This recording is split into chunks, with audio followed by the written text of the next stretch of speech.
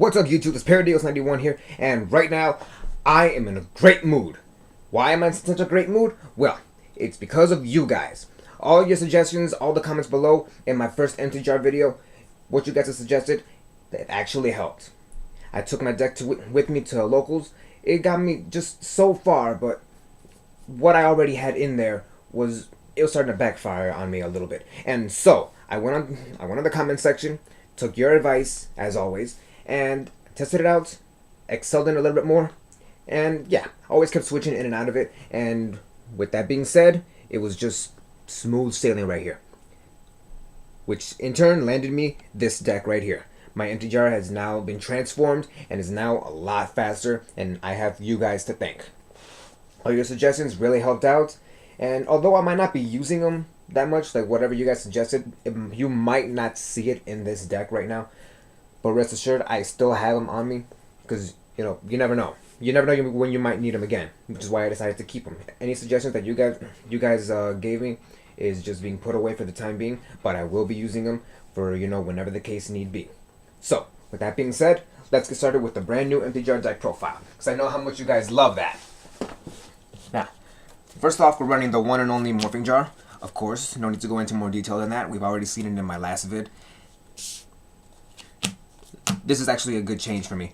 I have 2 needleworms now. I was running it at 3, as most of you guys already know, but with that third one starting to become a really big dead draw. I mean, yeah, it would mill 5, but at the same time, it was just slowing me down. And besides, 2 is good enough, especially with what I've replaced it with. Still running the 380 changers. I want to give you guys a quick apology right now, because in my last vid, what I did when I was performing it and when I was explaining it, when you have the jar right there, when you have the jar face down on the field and an 80 changers in the graveyard, you banish it and you flip it face up. Yeah, that actually does happen. But I don't know if I was going with it or not, but when it was already face up and I had an 80 changer already in the graveyard, I would banish it to flip it face down. Apparently that's not the ruling, so I'm sorry if I got you guys like confused or anything. I confused myself. I didn't even know about that ruling. So again, I apologize in advance for if you guys actually went with that ruling. I'm pretty sure you guys would have would have corrected me on it, but I got it corrected before it was too late. That and the fact that even with this brand new ruling that I did not know of, well, it's not really brand new, but it's always been around. I did not know about it, but after I started following with it, it actually did help out the deck a lot better. I'm actually surprised at that. Still running 2 deep divers. Main searches, seeing so that Sangan is never coming back. 2 swift scarecrows. Well, stalling, of course. 2 battle faders, more stalling, you never know. And 2 brows of dark worlds. This is what I took out one of my needleworms for, and this is another one that somebody at my locals suggested. It really did help out because the deck kind of discards a lot, and with him being here, like, it actually does help out, because in exchange, when you discard him for a cost or for the effect or whatever, you get to draw a card. And plus, who doesn't love a free draw? Now, moving on to the spells, same as always, can't go without it. 3 Book of Tayus. Now we're running still the same 3 Book of Eclipses. Can't get into any more detail than that. It's the combo. More draw power, 3 Upstart Goblins. It doesn't matter if your opponent gains an extra 1,000, you're gonna mill them out. Now I'm running 2 Dark Road Dealings. 3 was okay, but even I had to admit it was starting to get horrible. Some have suggested to take out the Dark Road Dealings, but 2 seems to be doing okay for the time being. In fact, I did take them out for a little while to see how it would go.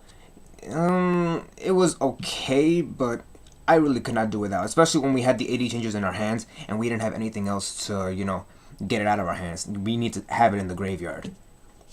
And with the 2 that I have here, it seems to be doing okay. 2 Feather of the Phoenixes. Again, I tried going for 3. Dead draw. Just dead draw. It would come up too soon, and it was hell. But with 2, last time I had 2, but I put in a third one, but again, I just could not stick with 3. I had to go with 2.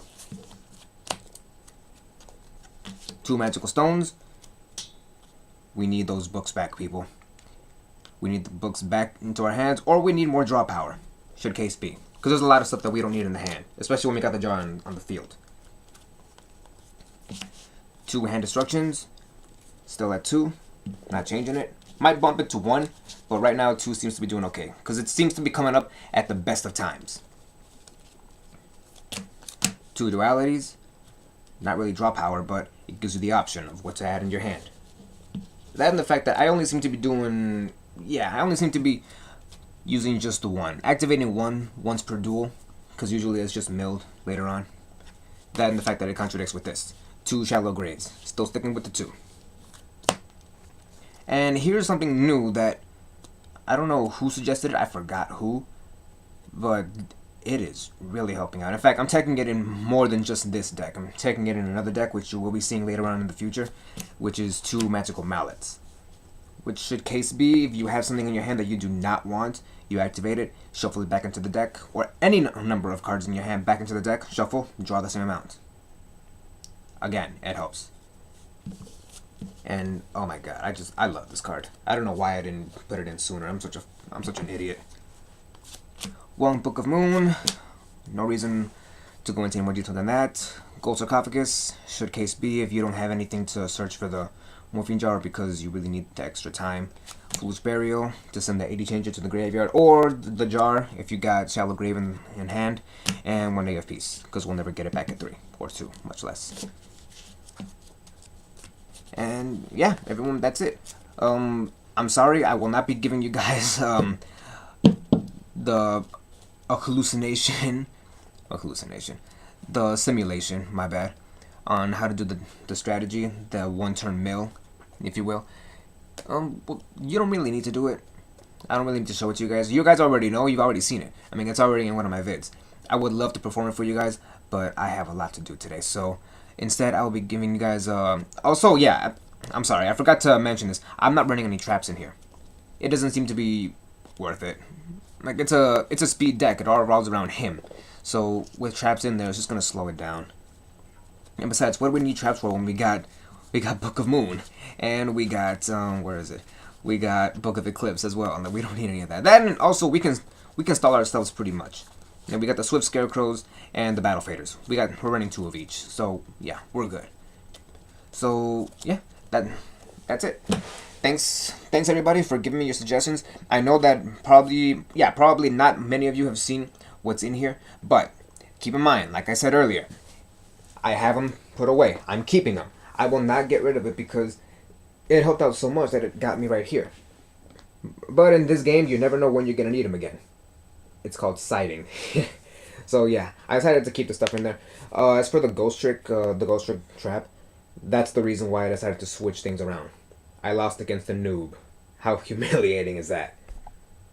But yeah, if you guys have any more suggestions on the deck, I will be more than happy to hear it because I would love to have this deck keep excelling a little bit more because there is no way that I can lose to another noob again.